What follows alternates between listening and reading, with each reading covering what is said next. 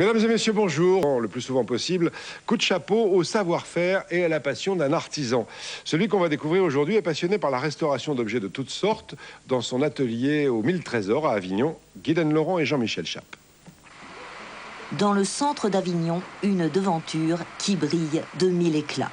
Il s'agit d'un atelier où un artisan, plutôt un artiste, restaure des objets en bronze, laiton, étain ou encore en régule, alliage de cuivre et zinc. Ici, une pièce ancienne retrouve son faste d'antan. Bonjour monsieur, Bonjour. Vous venez prendre des nouvelles du lustre? Oui. Les cristaux ont été lavés à la main comme je vous l'avais promis. Tous les cheveux de laiton ont été changés. La cage en bronze était très oxydée. Là, vous pouvez remarquer que toutes les volutes sont finies à la bâtarde. On voit toutes les traces de lime sur le lustre. François Bronze connaît bien son métier et pourtant, il est autodidacte. Je n'ai jamais appris ce que personne ne peut croire. Je dirais que j'ai mis le nez dans tous les ateliers que j'ai pu trouver sur mon chemin depuis l'âge de 6-7 ans. J'ai 3000 petits burins de ciseleurs. J'ai une centaine de marteaux. Je suis assez collectionneur d'outils et j'ai toujours acheté des outils. L'outil est pour moi rassurant. C'est quelque chose qui est générateur de plaisir et de bonheur. Fais-le si tu veux pendant que je guide. Voilà, un petit arrondi pas trop fort. Voilà, donc là notre zinc il est en place, c'est bon. Moi j'aime bien tout ce qui est tout fin, les petites patines, les petites soudures, tout ce qui est minutieux en fait. J'ai eu la chance que M. Bronze accepte de me donner tous ses secrets. Depuis 5 ans, Laure a déjà acquis avec maestria le savoir-faire. Le travail ne manque pas. Actuellement, dans cet atelier pour le moins insolite, 500 objets attendent pour être restaurés. Je suis arrivée à faire ça, à redonner vie à un objet qui était cassé et qui a vécu. Et quand on regarde une pièce qui est terminée, on se dit c'est bien, c'est bien. Et c'est devenu une vraie passion.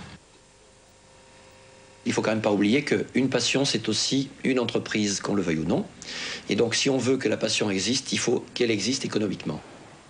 François Bronze crée aussi ses propres modèles. Exemple, des lanternes telles qu'elles se faisaient au XVIIIe siècle. Mais c'est la restauration qui reste sa première activité. Alors évidemment, c'est pas du bronze. Alors, je ne sais pas si vous allez pouvoir le faire et si vous en auriez. Il faudrait mettre en fait des pics en fer forgé. Et on ne pourrait pas en trouver d'origine. J'en ai peut-être. Alors ça, parce qu'il y a un stock énorme, mais souvent on cherche. Il a tout. Je sais pas où sont toutes les choses. Formidable.